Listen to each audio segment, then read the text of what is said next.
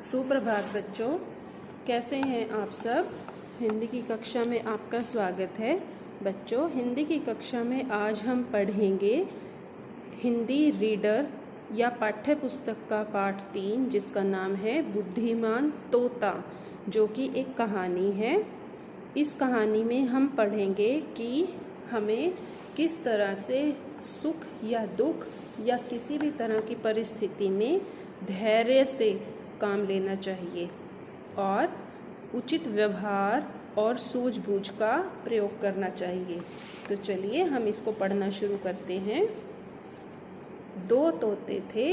उन्हें दूर दूर के देशों में घूमना और नई नई जगह देखना बहुत पसंद था। एक दिन वे एक सुंदर से राज्य में जा पहुँचे। वहाँ राजा के महल का बगीचा बहुत ही मनमोहक था। बगीचे के रखवालों द्वारा पक्षियों के लिए जाल बिछाया गया था।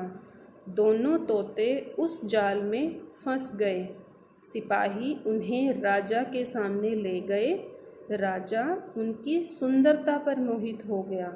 उसने सिपाहियों को आदेश दिया कि तोतों को सोने से बने खास पिंजरों में रखा जाए।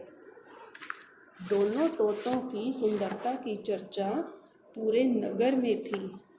मतलब कि वो तोते इतने सुंदर थे कि उनके बारे में हर कोई बात करता था। राजा के मेहमान भी उन तोतों को देखकर उनकी प्रशंसा करने लगते थे। उन्हें अपना मनचाहा भोजन मिलता।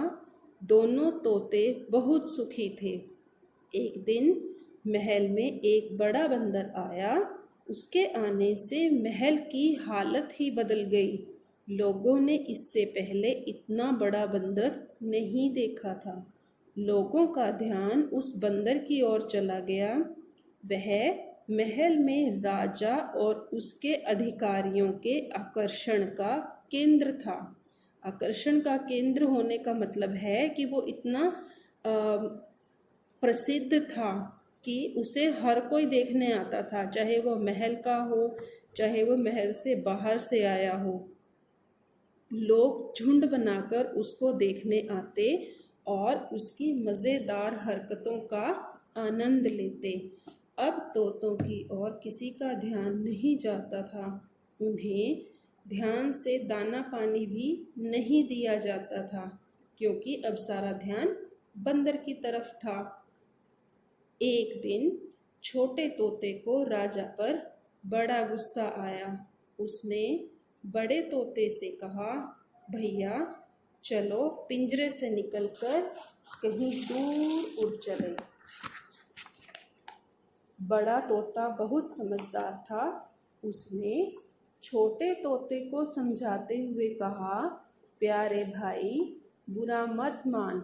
आदर अनादर, निंदा व आलोचना, आकर्षण और अनाकर्षण तो स्थायी हैं। बेटा, ये जो शब्द हैं अनादर, अनादर, निंदा, आलोचना, आकर्षण और अनाकर्षण, ये सारे विलोम शब्द हैं। आप इसको ध्यान से पढ़ोगे और समझोगे। देखना, लोग जल्द ही बंदर की हरकतों से उब जाएंगे। हरकतें मीन्स वो जो बंदर जो भी कुछ करता था, तब उन्हें हमारी सच्ची कीमत का एहसास होगा। जल्द ही बंदर लोगों के साथ बुरा बर्ताव करने लगा।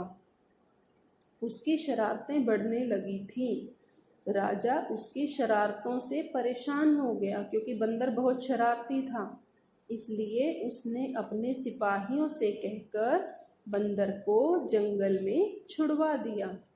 अब फिर से सभी लोग प्यारे, सुंदर तथा अच्छा बर्ताव करने वाले तोतों में रुचि लेने लगे।